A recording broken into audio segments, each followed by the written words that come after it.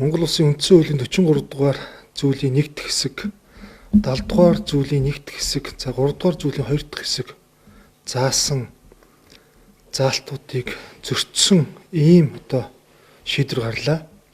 Монгол Улсын үндсэн хуулийн 43 дугаар зүйлийн 1 дэх хэсэгт бол Улсын их хурлын нийт гишүүдийн 4-1-ээс доошгүй нь ерөнхий сайдыг огцруулах саналыг албан ёсоор тавьбал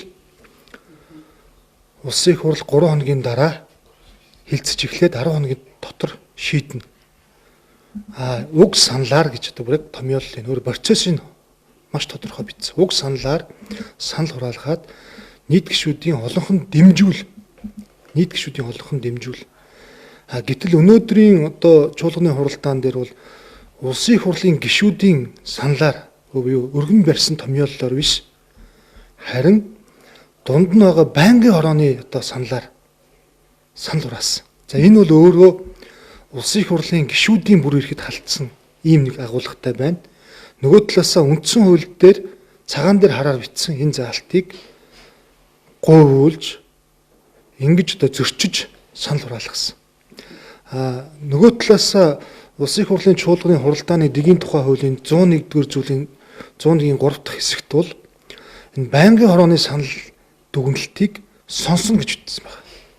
Сонсно гэж. Энд хилцэн гэдэг ойлголт байхгүй.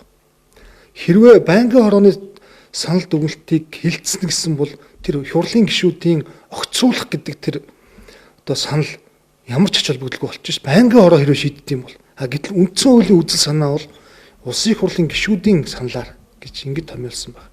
Тэгэхээр энэ Улсын их хурлын өнөөдрийн шийдвэр бол Монгол Улсын үндсэн хуулийг ноцтой зөрчсөн, хууль дээдлэх зарчимд нийцэхгүй, үндсэн хуулийн 70 дугаар зүйл заасан төрийн байгууллага албан тушаал алтны шийдвэр үйл ажиллагаа бүхэлдээ үндсэн хуульд нийцэх энэ зарчмыг зөрчсөн гэж үзэж байгаа учраас Монгол Улсын ерөнхий сайд үндсэн хуулийн цэцэд хүсэлтээ гаргасан. За үндсэн хуулийн цэц бол ерөнхий сайдын хүсэлтийг харгалзан үзэж маргаан үүсгээд ингээд үүсгэсэн бичгээ бол манад ирүүлсэн байна.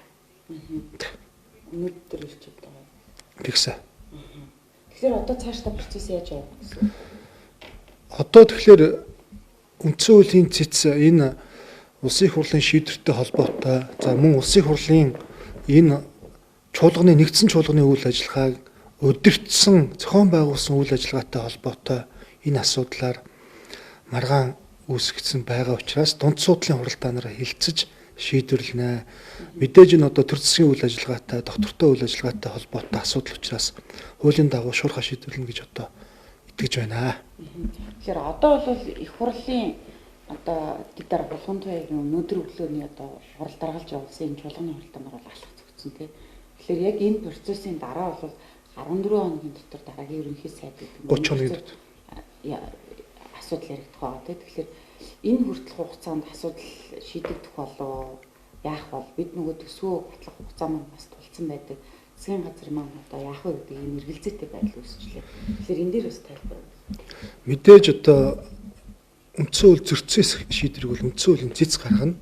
За бид бол үндсэн хууль зөрчсөн гэж үзэж байгаа баримт материал мэдээллийг бол маш сайн бэлтгэж үндсэн хуулийн цэцэд хөргүүлнэ. Тэгээд холбогдох хууль журмын дагуу баримталж байгаа байр суурь, нотлох баримтуудаа бүрдүүлж ингэж үндсэн хуулийн цэцийн дунд суудлын хуралдаанд оролцсноо.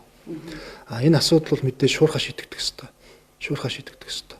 За өнөөдөр бас нэг зүйлийг хэлэх нь бол Улсын их хурлын чуулганы үйл ажиллагаа дэгийн хуулийнхаа дагуу явагдаж чадаагүй.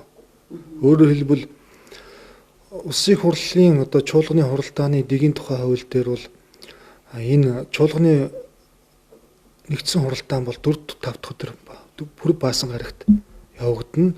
Өглөө 9 цагаас 18 цагийн хооронд явагдах ёстой. Ирцээ өглөө 9 цагт бүрдүүлж ингэж явагдах ёстой. Гэтэл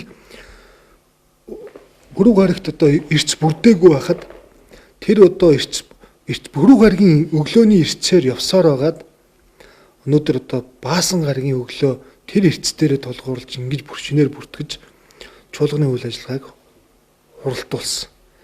Тэгэхээр хэрвээ энэ мэтчил ингээд тайлбарлаж болдог бол тухайн өдөр хоногоор шинээр энэ шинэ хуралдаан эхэлж байгаа энэ өдөр ирц бүртгэдэггүй ингэж явдаг байсан бол ер нь анханасаа хамгийн анхны энэ пүрэв гаргийнхаа хуралдаанаар л улсын их хурл хизээ шинээр бүрэлдэж байгуулна. Тэрнийхээ дарааныхаа ингээл тэрнээсээ хойш л ингээ аваа авчдаг байвал яасан. Яагаад тэгэхээр шинээр одоо чуулганы хуралдаантай өдөр ирж бүрдэх шаардлагагүй юм биш энэ хүмүүсийн тайлбараар бол.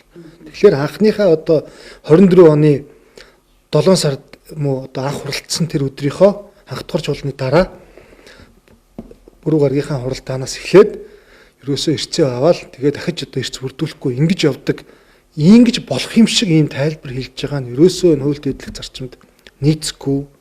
Улсын их хурлын үйл ажиллагааг бас доголдуулж ингэж өөрсдийн эрх шиг нийцүүлэн тайлбарлсан зөв бус үйл ажиллагаа гэж үзэж байгаа. Тийм учраас энийг гол нь бид бас ингэж яриад байгаа нь Монгол улсын засгийн газар бол үндсэн хуулийн 38 дугаар зүйл заасны дагуу үндсэн хууль бус хуулийн биелэлтийг улс орон даяар зохион байгуулах ийм онцгой бүр эрхийг хэрэгжүүлдэг. Тэгэхээр энэ асуудалд бас бид анхаарах хэрэгтэй. Энд чинь өөрөө төр засгийн доктортой байдал, засаглал хоорондын эрх мэдлийн харилцан тэнцвэртэй байдал, харилцан хяналттай байдал, засгийн газрын үйл ажиллагаа доктортой үргэлжлэх ёстой, явагдах ёстой, хуулийн дагуу явагдах ёстой.